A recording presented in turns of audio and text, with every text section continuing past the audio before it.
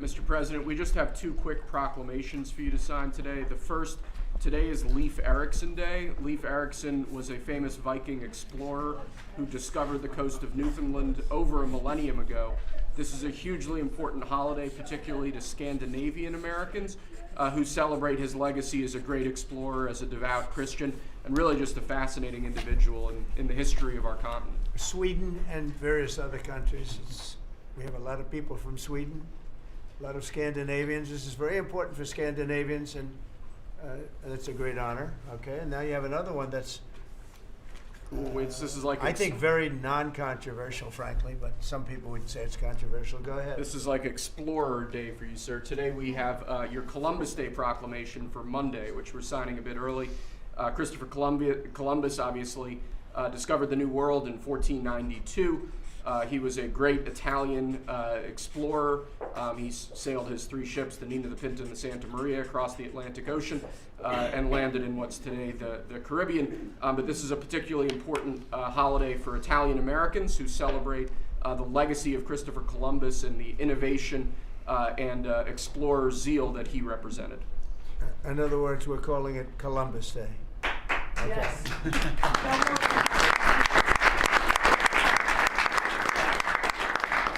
That was the press that broke out in applause. Can you believe that? I've never seen that happen before. The press actually broke out in applause. Good. Columbus Day. We're back. Columbus Day, we're back, Italians. Okay. We love the Italians. Okay. Thank you, Mr. Thank you. President. Great. Thank you very much. Have a good one, sir. So we covered Scandinavia and Italy. Not bad. Now for the rest of the world. So I want to thank everybody for being here. As you know, last night we reached a momentous breakthrough in the Middle East, something that people said was never going to be done. We ended the war in Gaza and really, on a much bigger basis, created peace. And I think it's going to be a lasting peace, hopefully an everlasting peace. Peace in the Middle East.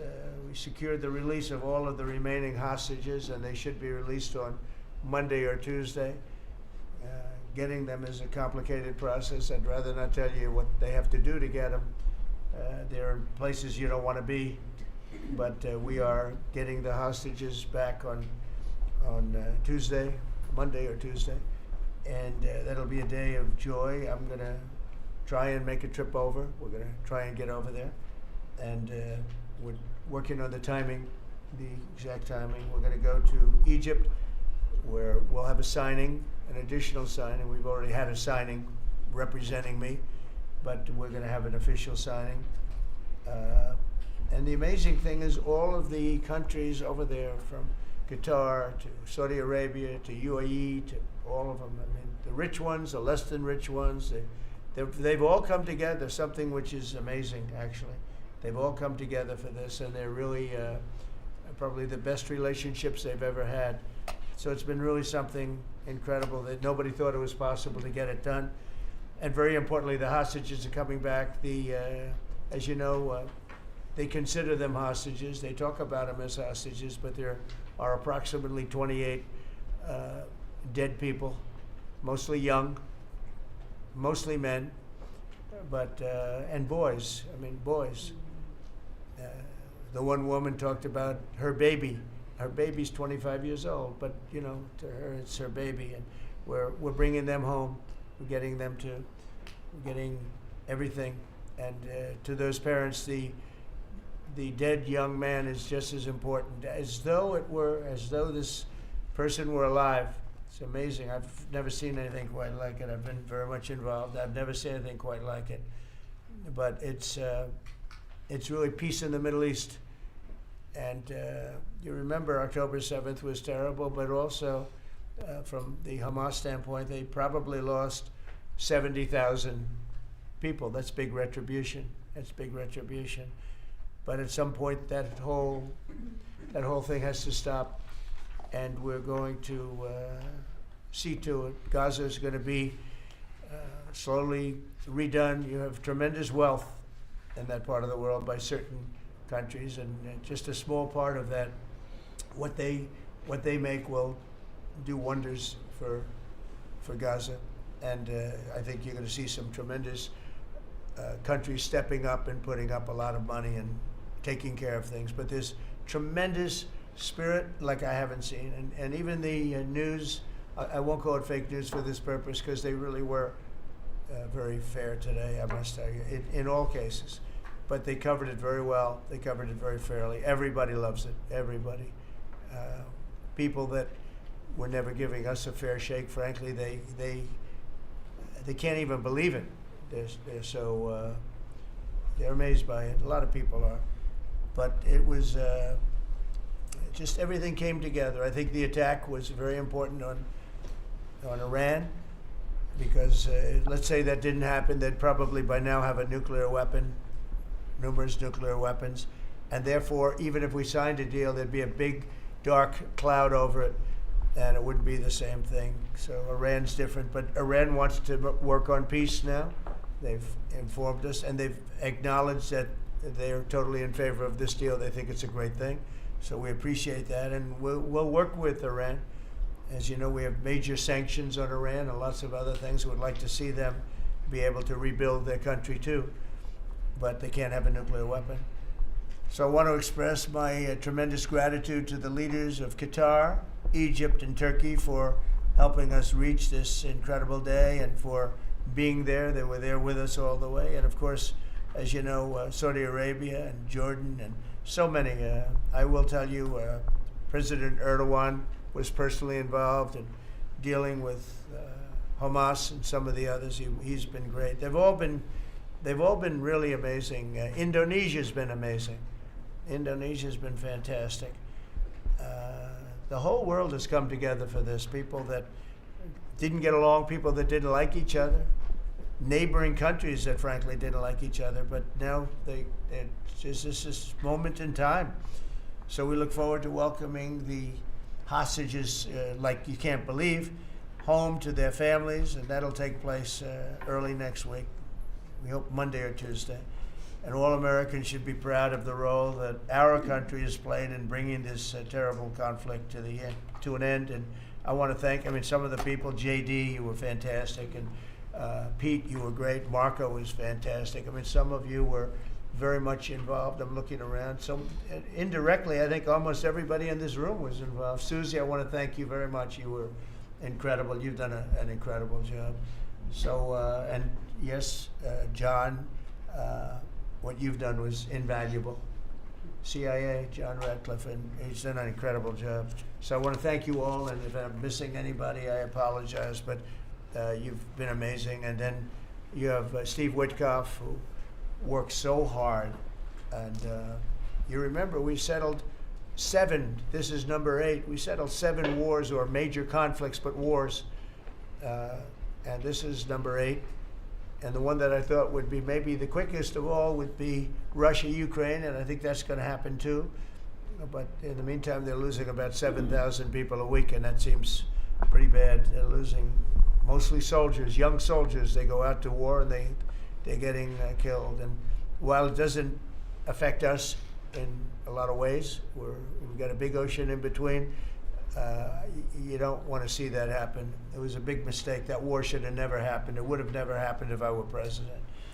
So we're here this morning for a cabinet meeting as my administration continues to deliver for the American people, despite the radical left lunatics that shut down our government. You have Democrats that they've lost their way. They have no leadership. We don't even know who to deal with over there. At least they know who to deal with. We have no idea who we're dealing with over there. It's like they have no idea what they're doing. Republicans have voted repeatedly to pass a clean, nonpartisan bill to reopen government at the same funding levels. We're not going to do anything only good for health care. We're really, I think, become the party of good health care. And they keep using health care as a cudgel. They want to try and get everyone thinking about health care. We're the ones that are saving health care.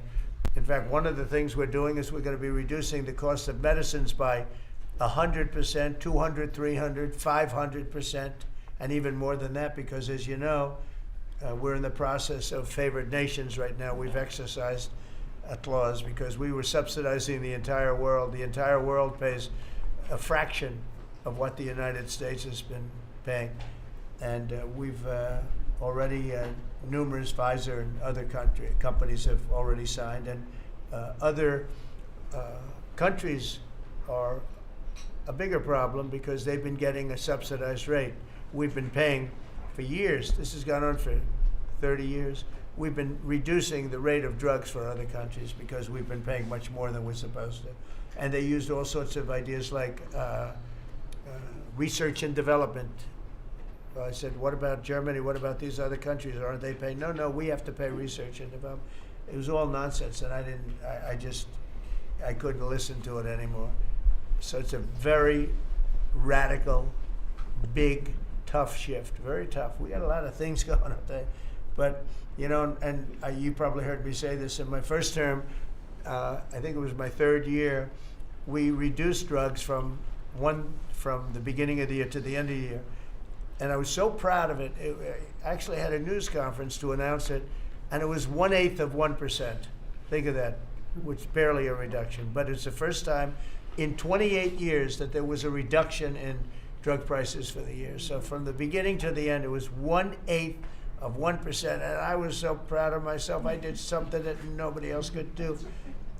But when I started to think about it, I said, does it make sense? And then I'm starting to look at numbers where a pill or a treatment or some pharmaceutical product is selling in Europe for 10% of what we pay for in New York City or in any one of our places and cities, states.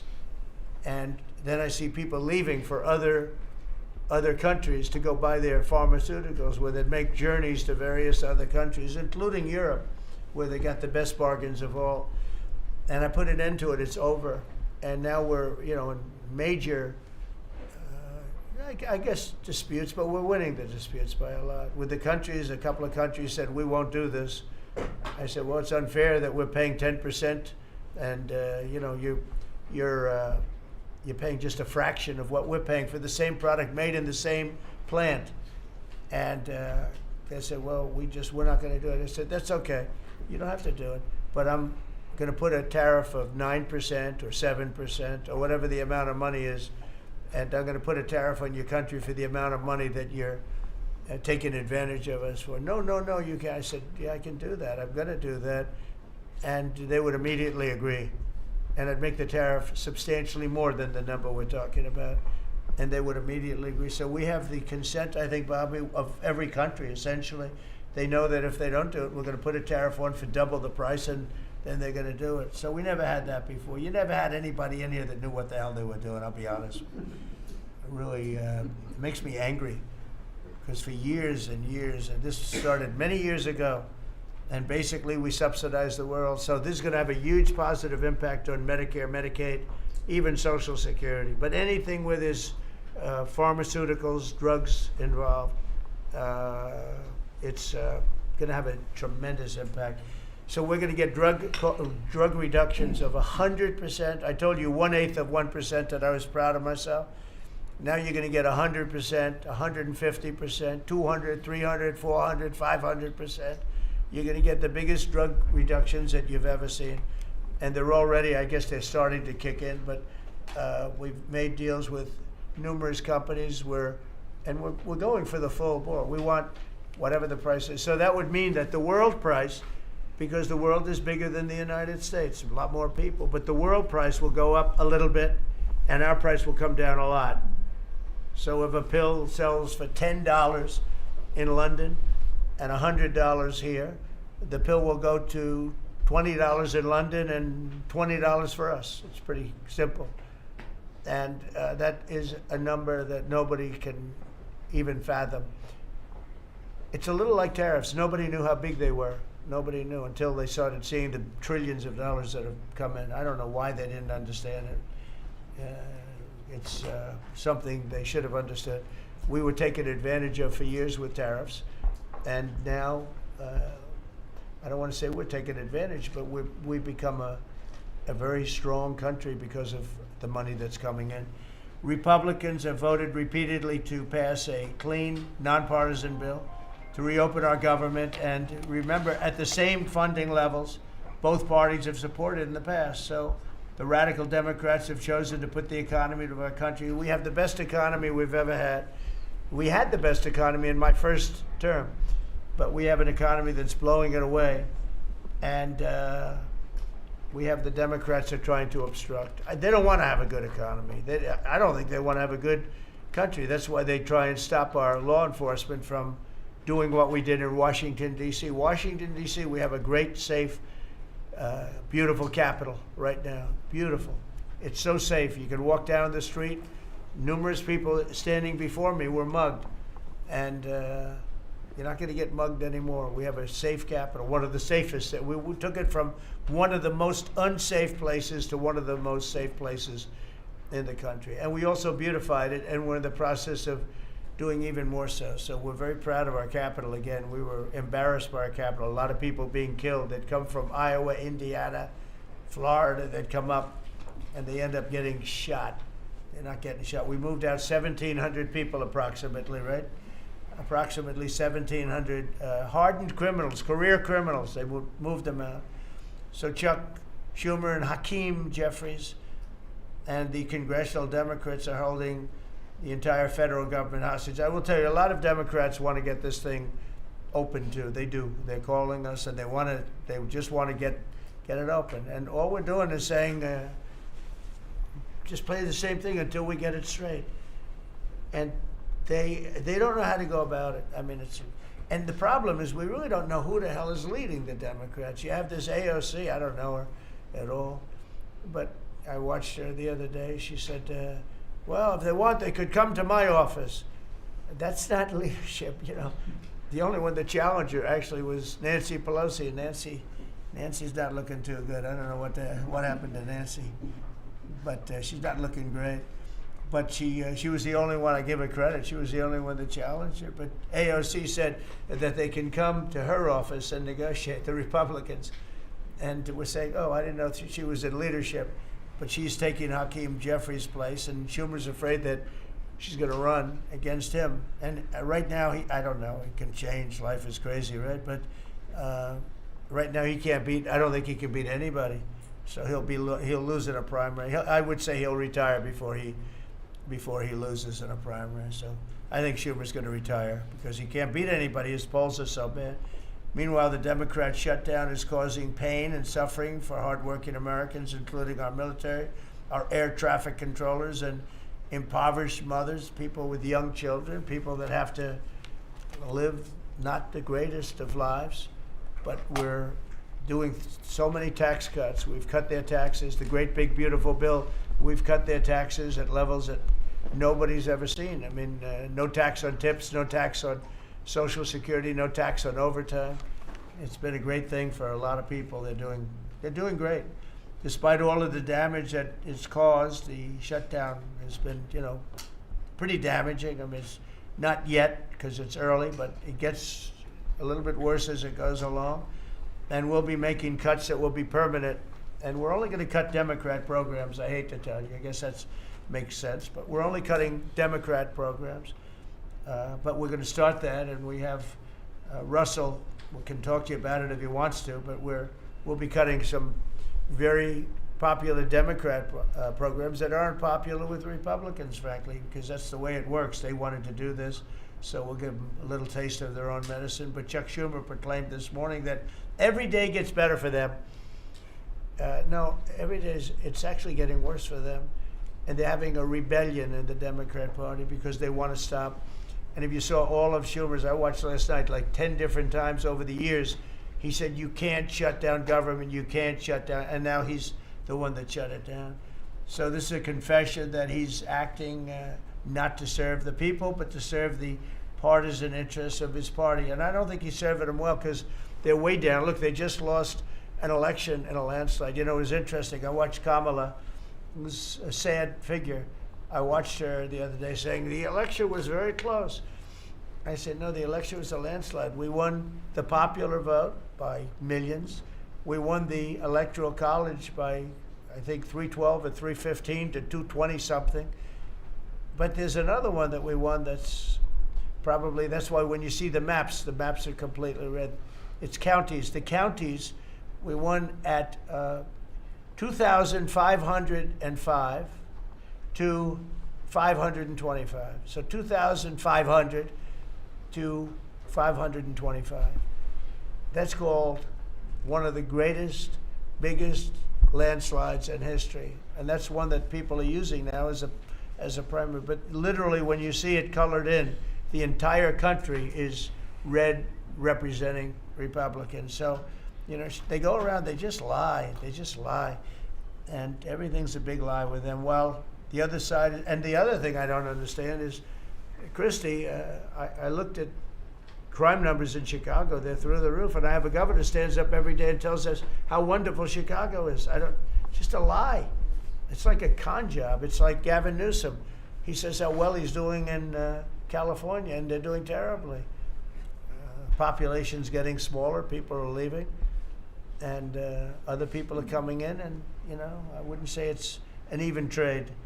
While the other side is focused on playing games, the Trump administration is focused on creating jobs, bringing down prices, and we've really brought them down a lot. That's the other thing. We're bringing down prices a lot. We're bringing down grocery prices, but the big thing is energy. When you bring down energy, everything comes down, and the energy prices are way down. I see we're down to about $61 now a barrel, and what gasoline's going to be, I think gasoline's going to be below $2 at some point in the pretty near future. It's very low, much lower than it was under Sleepy Joe. And we're restoring law and order in our country. We're restoring it here, but we're restoring it right now. We're in Memphis. We're going to Chicago. We're going to other cities. Many governors are asking us to, including Democrats are trying to ask. I don't know what the big problem is. If I were a Democrat governor, I'd be saying, whatever you can do to get crime down, I'll take anybody. You can bring them in I don't care who it is. A lot of people said that. They interviewed women, these beautiful women in Chicago, black women with a MAGA hat, a red hat. They said, we don't care who he brings in here, but this place is really dangerous. We just want crime to stop. It's true. They don't care. You know, they don't differentiate between the National Guard and the Marines. They don't care. They'll take anybody. And that's the way it is. I mean, they want what we did in D.C., they want to happen to them. And it's happening in Memphis already. I see in less than a week, the numbers are really good. And it'll be great, and we'll fix that. We'll go to various other places, and we're going to be stopping crime in our cities. And that's a great thing, and we won't get credit for it, but it's a great thing. We've launched a historic campaign to take back our nation from the gangs and the street criminals, violent repeat offenders, illegal alien lawbreakers, domestic extremists, and savage, bloodthirsty cartels. And very little, by the way, is coming in by water, in case you haven't known. The drugs aren't coming in by water. In fact, we can't even find any boats in the water anymore. We had boats, we were like a subway train loaded up with drugs. Every single boat that you see getting taken out kills 25,000 Americans. Think of that. Because it's pretty tough stuff, but it kills 25,000 Americans. So when you hear that, it's no longer tough.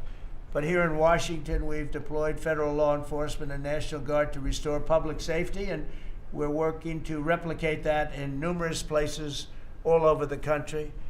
And we have a very powerful military. We have a very powerful National Guard. I want to thank the governor of Texas, who has been, as usual, great. Governor Abbott, he gave us 400 troops without even a question. And we have other governors likewise doing what has to be done, because they know we have to confront crime. We're directly confronting the sinister threat of left-wing domestic terrorism and violence, including the terrorist group Antifa. You saw that yesterday. We had a news conference. Antifa's out of control in Portland and other places, but mostly Portland in the case of Antifa. And we had people that were really badly affected by them. It was terrible. So one of those things, but we're knocking the hell out of them. And we're looking for the people that are funding them, and those people are going to be just as guilty as the people that smack people over the head with a baseball bat. And I'd like now to ask Attorney General Bondi and Secretary Noem to discuss this a little bit and tell where we are. And then we'll go around the room. We'll go quickly. We're going to go quickly if we can, because we have a lot of things to do, including I won't be spending that much time here because I'll be leaving fairly soon for the Middle East. And I'm very honored to be involved with that, I'll tell you. It's a great thing for our country. People are so happy about it. I've never experienced anything quite like it. I've never seen such universal praise for being able to do something. No, it's something that nobody thought was possible, and we're going to end up having peace in the Middle East. Who would have thought? So, Pam, could you start, and then Christy, please. Sure, President Trump, and despite the Democrat shutdown of our government, our law enforcement officers are out there working without paychecks, round the clock, to keep and make America safe. Secretary Hegseth and I were recently in Memphis. We had 1,100 law enforcement officers in one room with us. The Memphis PD, they were the happiest to see us, don't you think, Secretary Hegseth, of anyone. We had ATF, DEA, FBI, U.S. Marshals.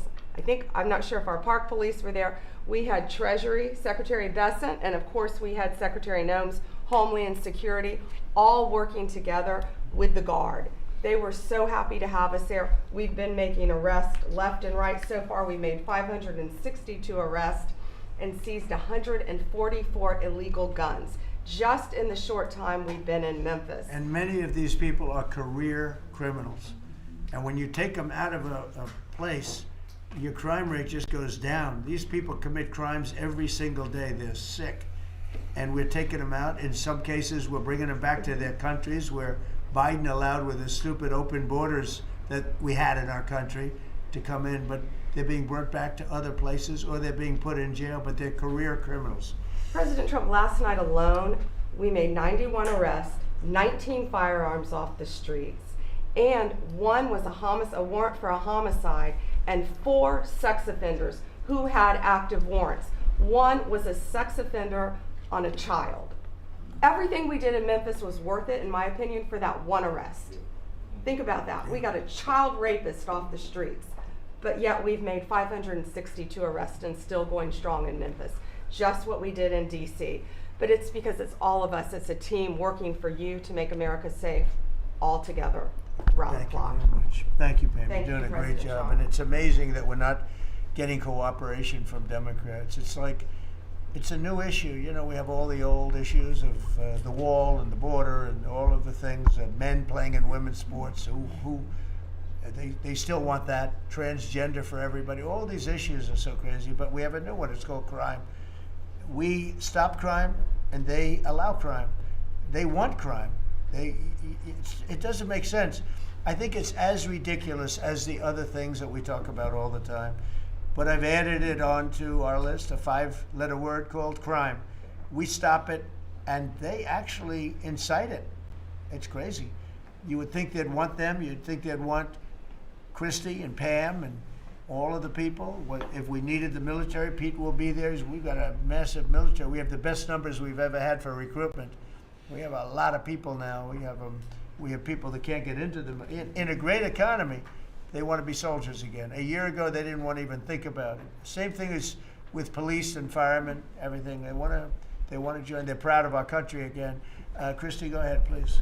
Well, sir, thank you for your leadership and for deploying all of government to help us keep our country safe. You have talked extensively about how threatened our ICE officers are, but all of our law enforcement out there. And we saw the shooting in Dallas at that facility, so we're hardening all of our buildings and making sure that we have more security measures, snipers on the roof, people to protect our law enforcement while they're out there on the streets. But what I'm also doing, sir, is, and with your authority, is we're purchasing more buildings in Chicago to operate out of. We're gonna not back off. In fact, we're doubling down, and we're gonna be in more parts of Chicago in response to the people there. And then I was there a few days ago and looked at some facilities that we can deploy more law enforcement out of, because what they're trying to do with these riots and violence is distract us and keep us from going after those murderers and rapists that are out on the streets. And then I was in Portland, went out and back on Tuesday and met with the governor, met with the mayor, met with the chief of police and the superintendent of the highway patrol. They're all lying and disingenuous and dishonest people. Because as soon as you leave the room, then they make the exact opposite response. So we're looking at new facilities to purchase.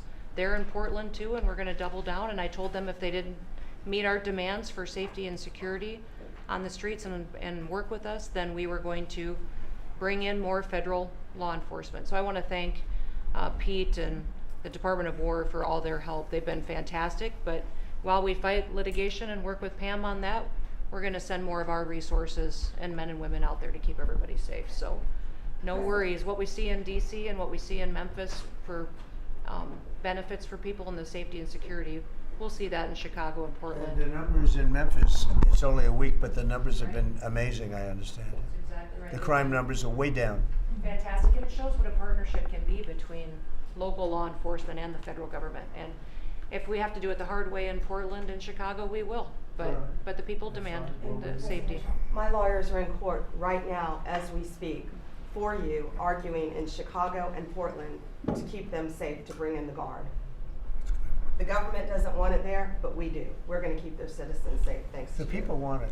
I don't understand the politics of it. I don't understand why Pritzker is trying to protect people that are really bad They're people. more scared of the anarchists that are on the street and the politics of it than they are of doing the right thing. I think they're afraid. Yeah, I yeah, think they're they're scared. threatened. They don't tell us, but I think Pritzker's threatened by people. There's no other reason that this could be possible, that they don't want to have a safe Chicago.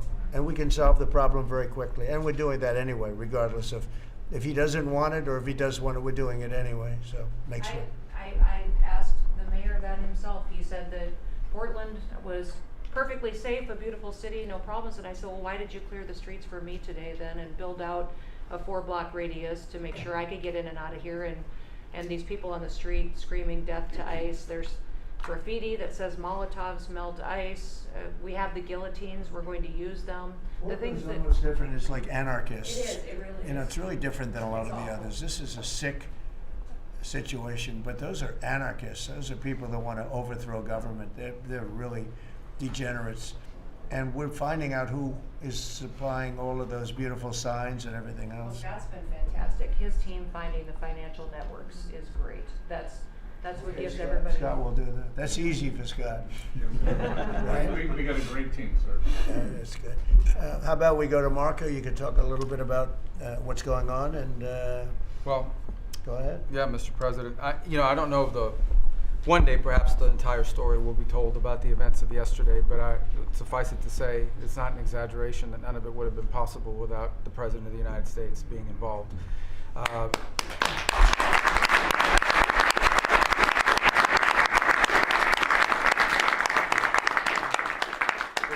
It really began with your trip to the Middle East, where these relationships were forged with partners in the region, personal relationships, close relationships that created the foundation where all of this was possible. Where I think this really took a turn. Remember, a month ago, no one thought this was possible. Where it really took a turn about a month ago, less than a couple weeks ago, is when we were at the United Nations and you convened an historic meeting, not simply of Arab countries, but of Muslim majority countries from around the world, including Indonesia was there, Pakistan was there, and created this coalition behind this plan. Then on that following Monday, you met with the Prime Minister of Israel here, and that plan was presented. And then, of course, our great negotiating team followed up on it. In the interim, again, perhaps the stories will be told, perhaps they will never be told. The President had some extraordinary phone calls and meetings that required a high degree of intensity and commitment, and made this happen. And I think what's important to understand is that yesterday what happened was really a human story. There's a geopolitical aspect to it, there's no doubt about it. It creates the conditions for Gaza to one day be a normal place again and people to have a better life and Israelis to be safe. But yesterday was a human story. And because of the work you put in, and honestly, not only is there no other leader in the world that could have put this together, Mr. President, but frankly, I don't know of any American president in the modern era that could have made this possible because of the actions you have taken unrelated to this and because of who you are and what you've done and how you're viewed. And this weekend, because of that, at some point very soon, we are going to see 20 living human beings emerge from the darkness into the light for the first time in 2 years. And that is because not only were you used the credibility and the power and the prestige of this office and the relationships you created, and you committed yourself to making it happen. And I think it will go down as a historic moment in the history of our country, and something our country should be very proud of, that we have a president that's committed to not just peace, but to the human aspect of reuniting these families. My last point on this is just a couple days ago, Secretary Lutnick hosted us all, many of us, at the Kennedy Center. And we had these families, we've interacted with them for so many years, for 2 years now, and the stories are heartbreaking, both whose families are alive and those who are deceased as well, who want their relatives back so that they can complete the process of grieving. And it was, we had all hoped that perhaps that was the day that we would have an announcement for them on the anniversary of the 7th, but I know you were able to speak to some of those families last night, and I just hope the whole nation understands how incredibly proud they should be of their president and of their country for the role that they've played. And I don't want to let this moment pass, Mr. President, without also noting the incredible work of Steve Witkoff and Jared Kushner. They're an incredible team working together, facing some substantial impediments to even being there this weekend and doing it. Let me just leave it at that. And they've done a great job on your behalf, Mr. President. They deserve a tremendous amount of credit. But thank you for what you've done for the world. For the world. Thank you very much, Marco. I appreciate it. I think because we have a very busy day with all that's going on, what we'll do is maybe just a few of you raise your hand if you'd like to say something that don't talk too long, Doug. But he's doing such a great job. So good that he could talk all day. That's the problem, right? But go ahead. And what we'll do is just take a few hands, and then we'll go back to getting peace done, okay? We'll go a little bit quicker. We'll take a few questions from the press. Go ahead, please. President Trump, I just want to double down on what Marco was sharing. It's such a remarkable accomplishment. Agree that no other president could have done this, but what set the groundwork for you able to do that? When you took office on January 20th, you made a 180-degree turn in our military strength with Pete's leadership. You were the master class in peace through strength. So militarily, we've completely turned around. We've demonstrated that through execution against Iran and others, that we have force. We want to end wars, but we'll use power if we have to. And then secondarily, peace through strength is also the prosperity, having the strongest economy and being willing to wield the power of a tariff in addition to the military power to reorder the globe. Those two things that you're standing on, both economic power and military power, allowed these negotiations to go forward. And I think as you've described the importance of these economic negotiations and all the trade deals, but that also begins with another 180-degree turn, and that was the 180-degree turn on energy. You have used energy diplomacy to bring prosperity to the American people, and you've used it to bring peace abroad. The combination of those three things have been remarkable, and now we're seeing the remarkable result. And we got one more that I know you want to end with Russia and Ukraine. Energy is going to play a key role in that, and now with this historic agreement, we're in a position working with the Middle East to also end the Russian-Ukraine conflict. So again, congratulations. Thank you very much, Doug. I appreciate it. Maybe I'll go to you for a second. You can just cap out what he said about the military, how well we're doing, and how big it is, and how strong it is. Mr. President, you're exactly right. At the War Department, you don't get peace without strength. And our job is to be the strength part of the equation and deliver that when necessary, as you demonstrated with your Order of Midnight Hammer, and the entire world saw. And I just want to echo what Marco said. It is a personal honor to be able to witness the way you lead and negotiate. I wish people had a full understanding of what that looks like, that historic nature. A lot of us vets, the Vice President, Tulsi, Lee, Doug, probably after decades of war and the chaos that was unleashed through reckless and foolish American policies, never thought this kind of peace would be possible. Yet, with your strength, with your ability to wield trade negotiations, personal relationships, to open up that opportunity is truly historic on the world stage. And it creates a whole number of other cascading effects. And watching Marco and the Vice President and Steve and Jared, the CIA director, everybody come together to make it happen. You've formed a phenomenal team, Mr. President. And at the War Department, our job is to make sure if and when there's question about American commitment, the whole world knows we've got the biggest, strongest, most lethal, and most ready War Department in the world, which is true, which is why we saw record recruitment in 2025, Mr. President. The first 2 weeks of 2026 already blows that out. FY 2026 already blows it out of the water. In fact, re-enlistment has already met its year-long goal in the Marine Corps in 2026. In 2 weeks. Okay, you can't.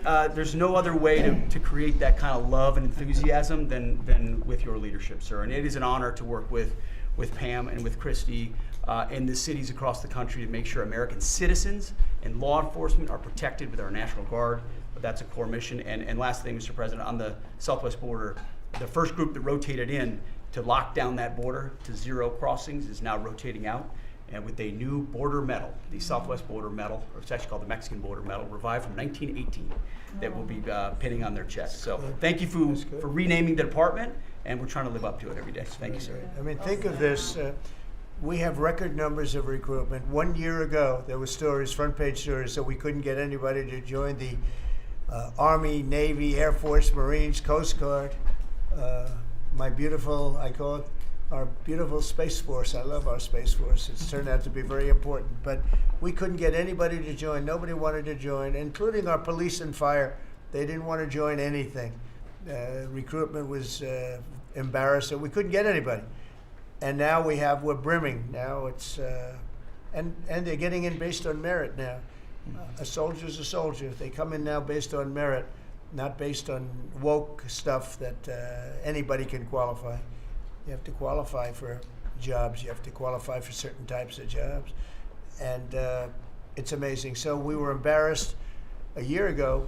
Think of it, a little bit more than a year ago. A year ago, I think it stopped on November 5th. I think it really started, this all started on November 5th, the election day. But now everybody wants to be in. We have an overabundance, and maybe we should raise it a little bit. I don't know. I like that idea, sir. But we could raise it. But we have so many people want to join, and they're proud of our country again.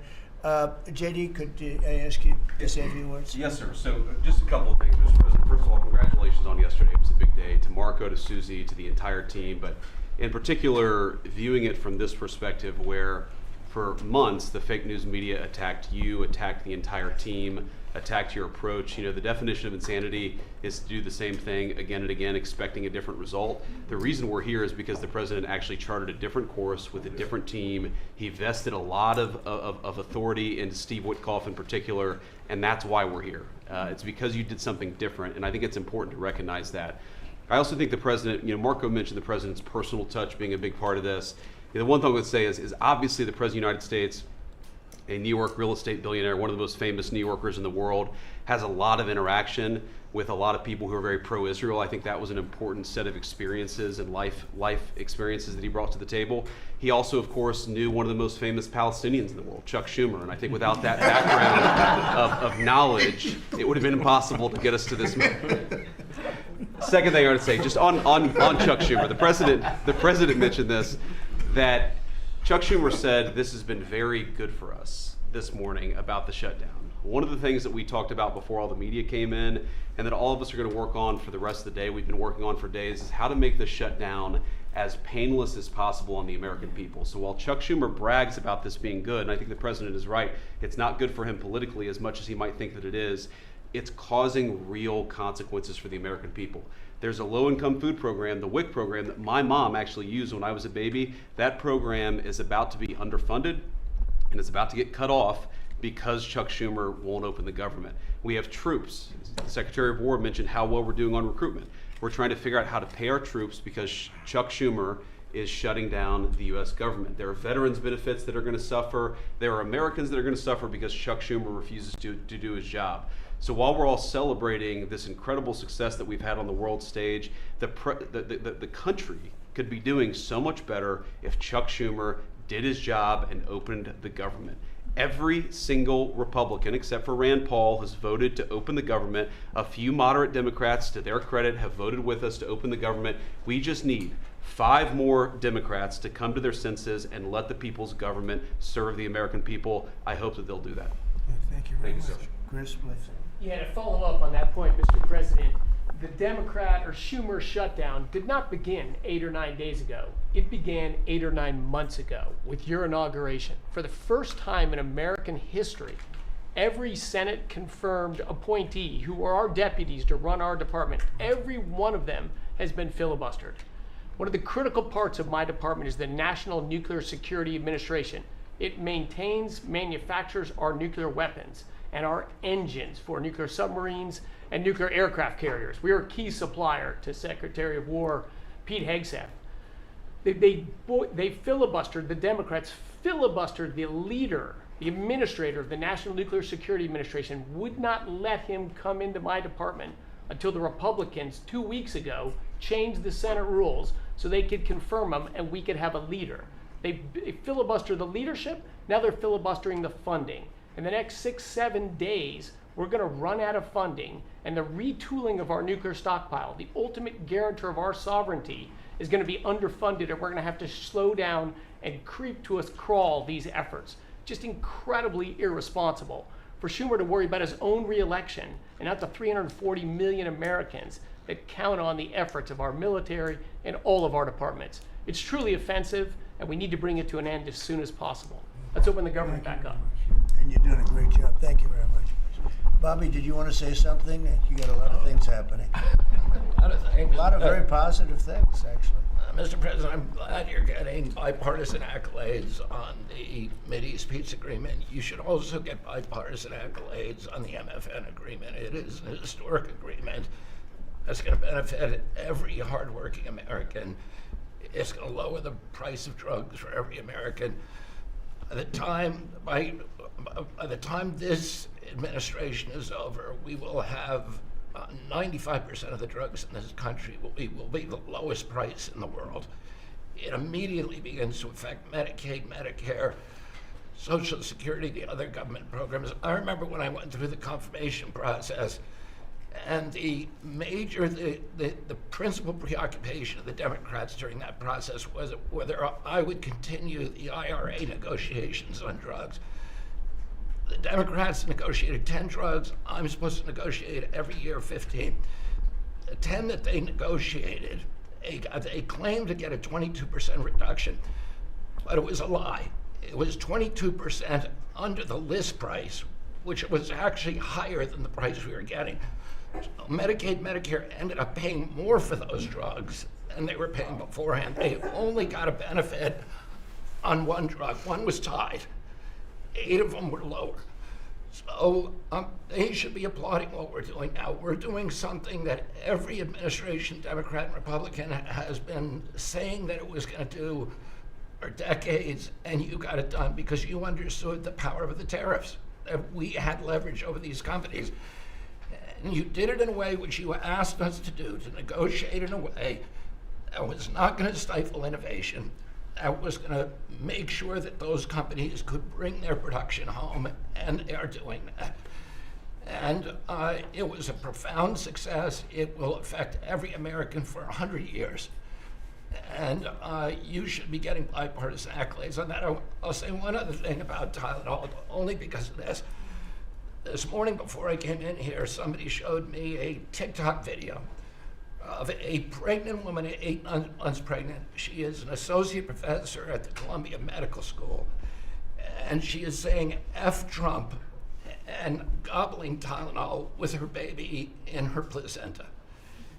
And the level of Trump derangement syndrome has now left political landscapes, and it is now in the realm of pathology.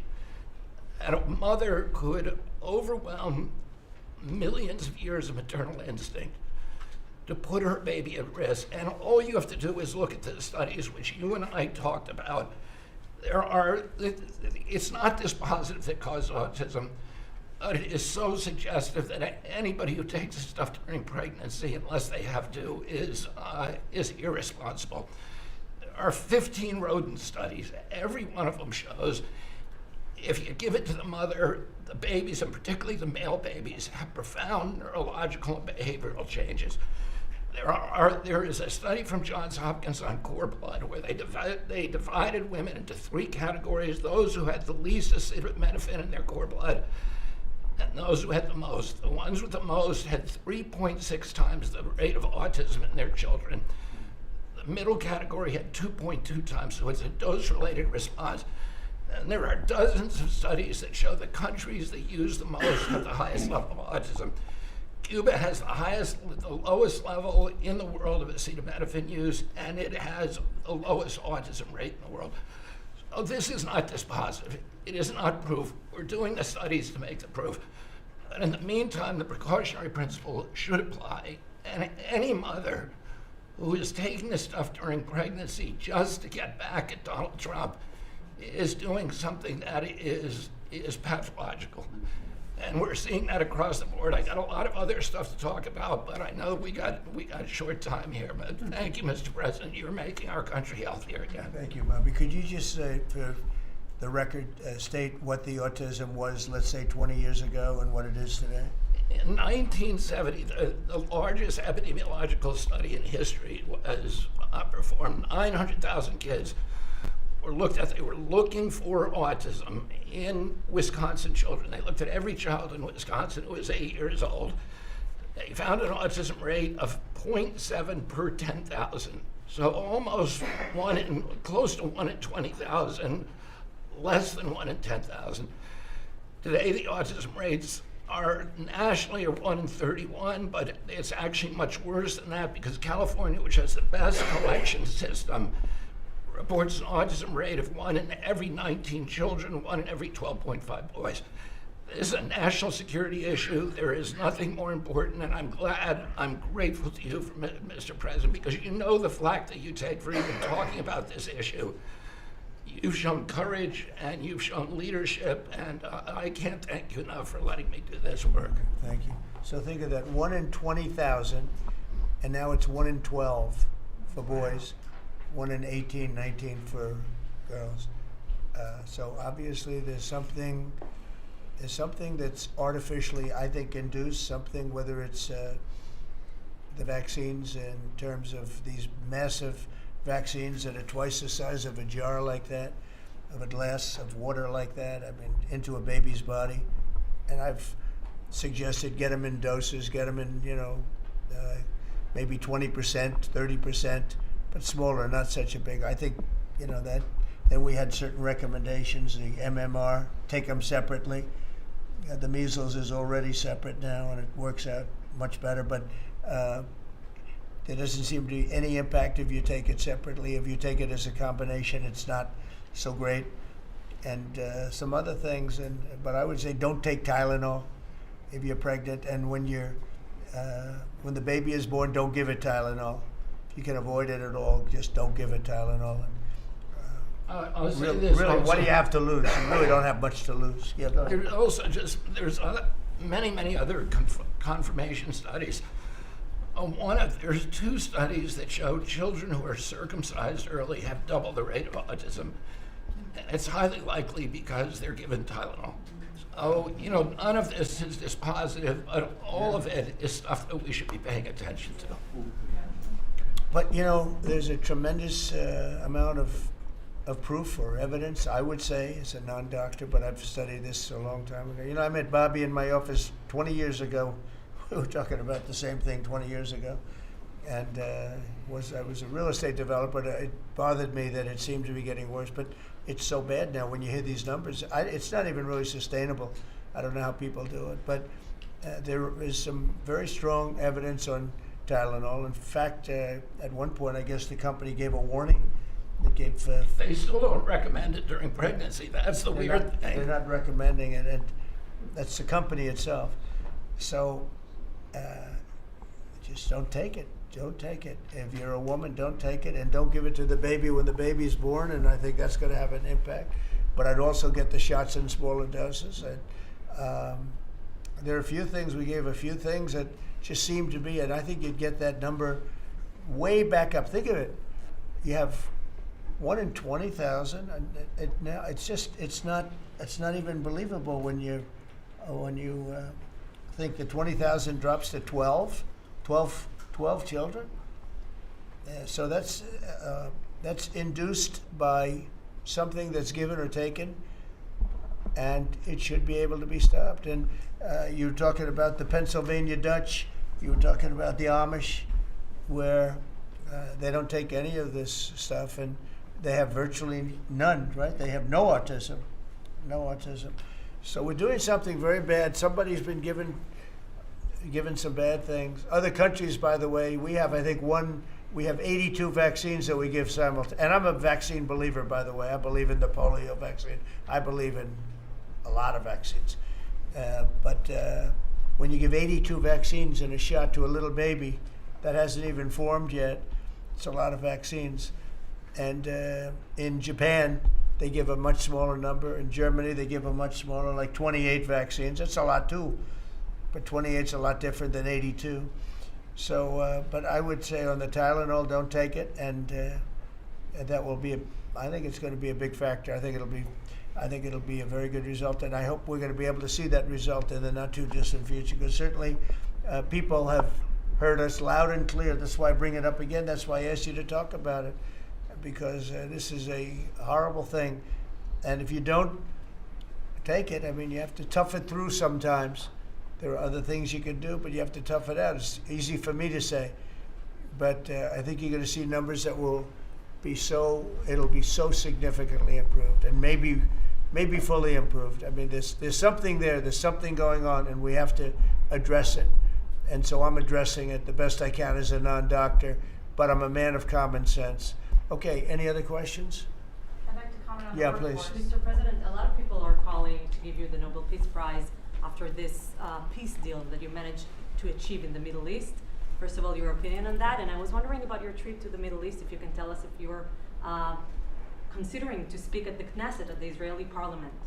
Well, they asked me to speak at the Knesset, and I've agreed to. If they would like me to, I will do it. It's the first time a president has ever done that, so that makes it very interesting, right? Yeah. But yeah, so I will do it if they want me to. They have asked me to do that. Thank you. Families of hostages are out in the streets in Israel dancing and crying tears They're of all joy. dancing in the streets right now. They're dancing in the streets. They're so happy. Everybody's happy. They're dancing in the streets of Arab countries, Muslim countries. I've never seen anything like it. Everybody is happy. It's been really amazing. Thank you. President Trump, on the international peacekeeping force that's going to deploy to Gaza soon, do you expect that Pakistan, Turkey, other countries to contribute forces?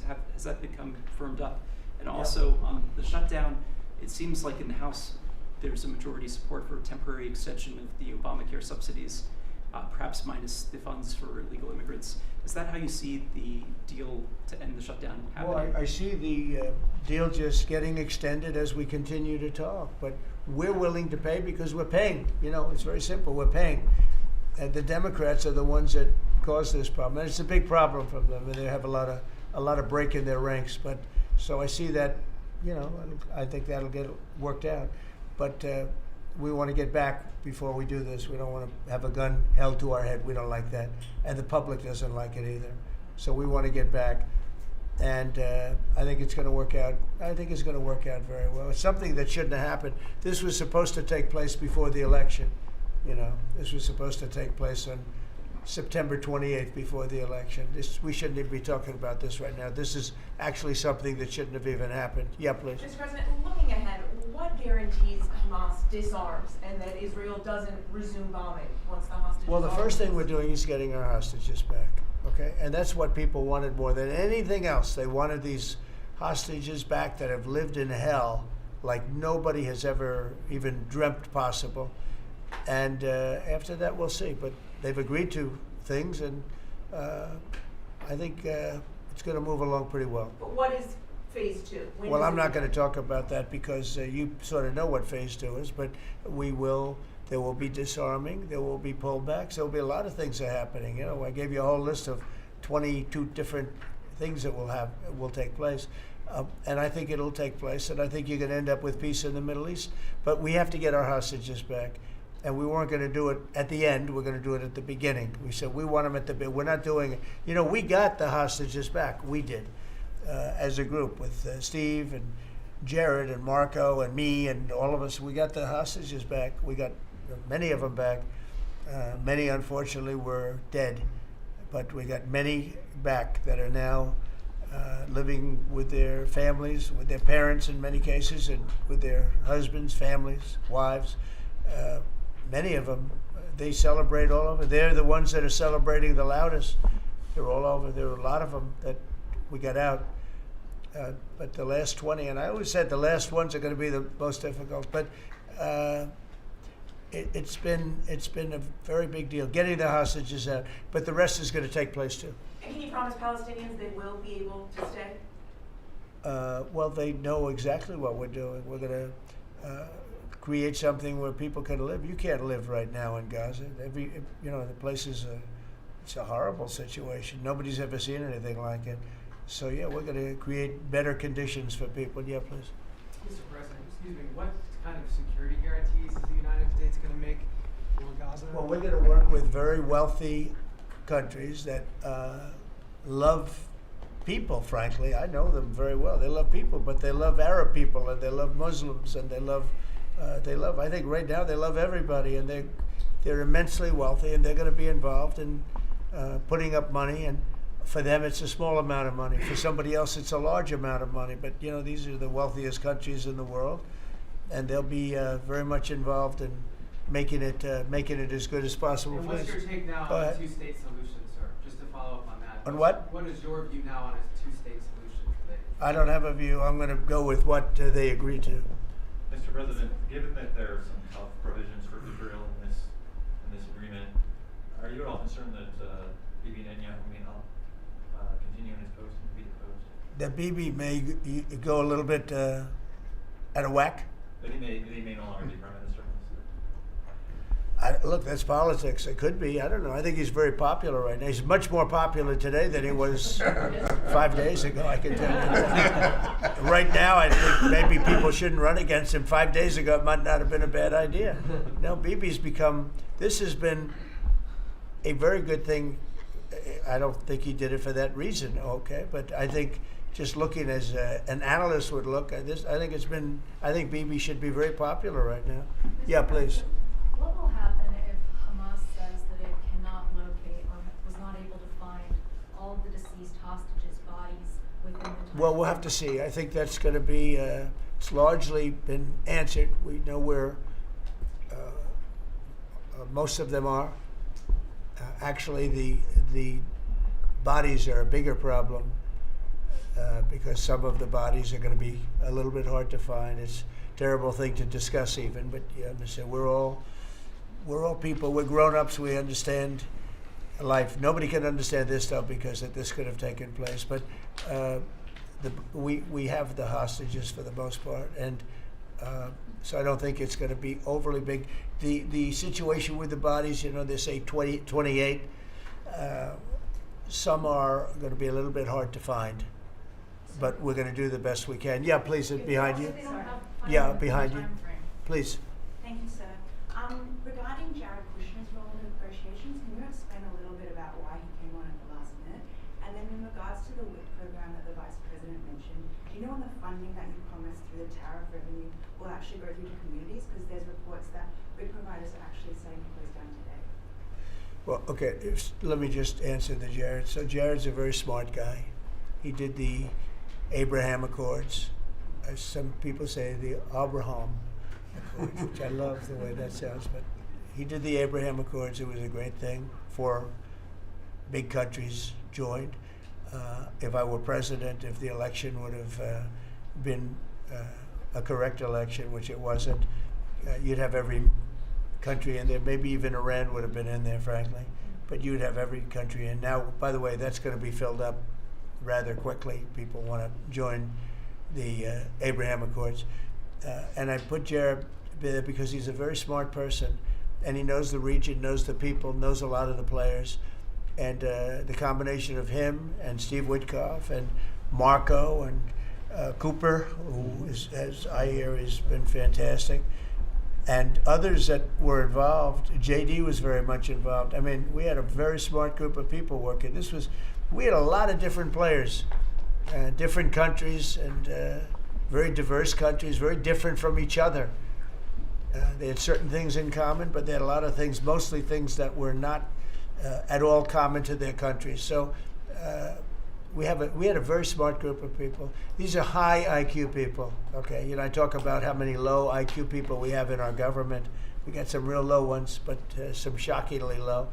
But these are very high IQ people, and That's what we want. I like high IQ people. Yeah. Mr. President, thank you. Lisa?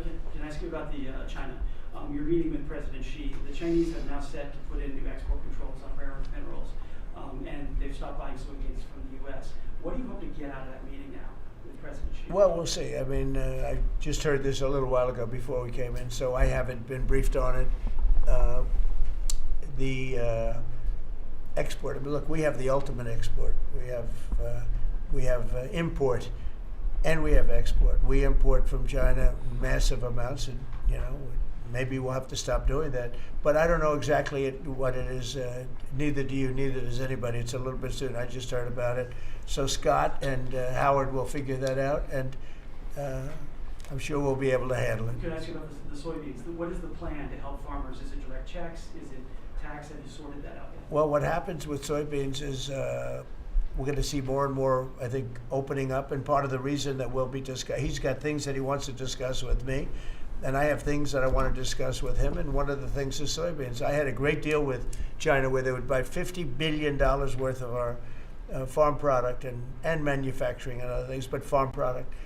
And it was going along well. Then when the election turned out to be a rigged election and we had the wrong guy get in there, he didn't do anything about it. I used to call up President Xi every 2 weeks, or I'd call up people in China, say, you got to keep going, you're not buying the amount that you agreed to. And this went on for, ever since we signed the agreement. It was a great agreement.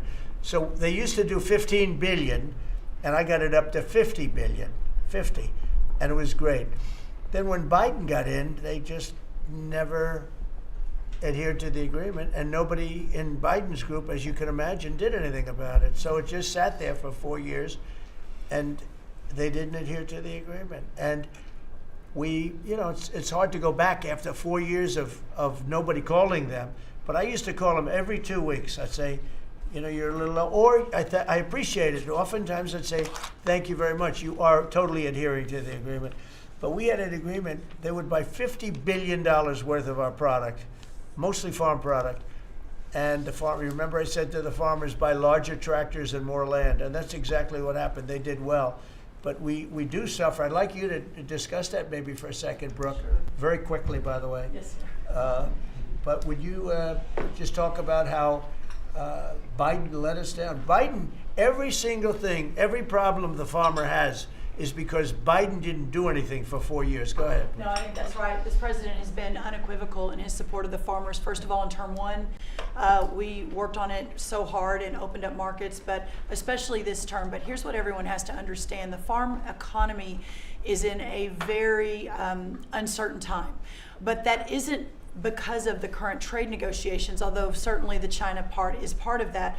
But we inherited a slew of issues. First of all, as the president said, when we left Trump 1, we had an agriculture trade surplus. When we came back for Trump 2, it was a $50 billion ag deficit. That isn't everything, that's just agriculture. The second part is the cost of inputs for our farmers increased on average between 30 and 38%, but that includes fertilizer, it includes fuel, it includes interest rates, it includes labor.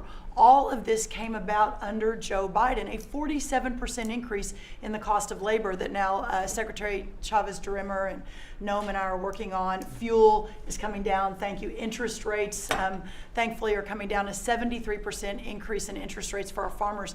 They couldn't get loans to make sure that they could move forward. So that's all really, really important. And I think we have to realize what the president's commitment is this, that we are moving into an era of rural prosperity, of a golden age for our farmers in rural America. The trade renegotiations and the trade realignment that Jameson and Scott and Howard have led with the president's leadership is unlike anything that's happened in the history of our country. And those that will benefit the most are the original Americans, our farmers and our ranchers. The president has committed, if we need a bridge, he has talked about that to get us from the Biden years to the new Trump era. That's what we're working on every day. We've got to get the government reopened so that we can move forward on that. And once we do, we'll be able to move out a significant program to help our farmers. Long term, we have to change this hamster wheel of government. We've got to ensure that the farmers have the market to sell, and it's a national security issue and onshoring a lot of the food as well. So, sir, thank you. Thank you, everybody. I think that's enough. Thank you, press. Thank you, press. Let's go. Thank you. The country is doing very well. Thank you very much, everybody. Thank you, press. Let's go.